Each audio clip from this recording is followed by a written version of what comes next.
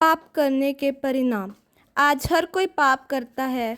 कोई झगड़ता है, कोई झूठ बोलता है, कोई चोरी करता है, वुमेन्स गॉसिप करती हैं और कोई हत्या कर देता है। पर क्या किसी को ये मालूम है कि इन पाप के परिणाम भी हैं? किसी से पूछा जाए तो उन्हें मालूम ही नहीं होता। तो क्या आज आपको पता है? तो उत्तर है नहीं। लेकिन आज मैं आप सभी लोगों को बाइबल में से बताऊंगी कि पाप करने के क्या क्या परिणाम होते हैं। चलिए शुरू करते हैं।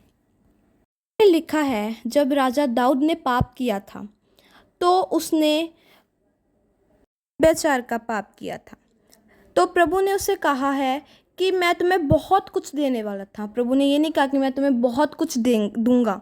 प्रभु ने कहा मैं तुम्हें बहुत कुछ देने वाला था। मतलब उसे वो चीज़ें जो मिलने वाली थी वो खो बैठा। यानी कि पाप करने से हम बहुत कुछ खो देते हैं।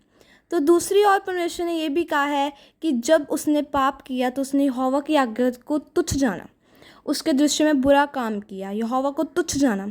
तो हम इसका कंक्लूज़न निकालते हैं कि अगर कोई व्यक्ति पाप करता है तो वो प्रभु यीशु मसीह को तुच्छ जानता है और हमें प्रभु को तुच्छ नहीं जानना चाहिए। यानी कि पाप करके हम प्रभु को तुच्छ जानते हैं।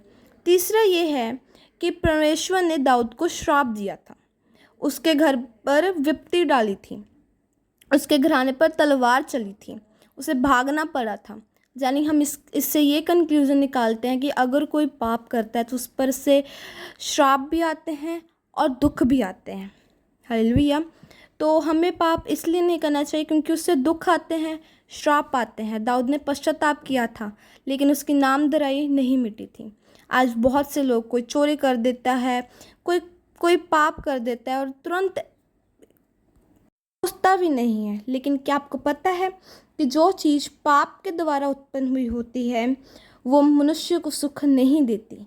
जब आदम और हवा ने पाप किया था तो उन्हें दुख मिला था। उन्होंने उस फ्रूट को खाया था लेकिन उन्हें दुख भी मिला था। उनको उस अदन की वाटिका में से निकाल दिया गया था जो कि अत्यंत सुंदर थी। उन्हें श्राप मिला था।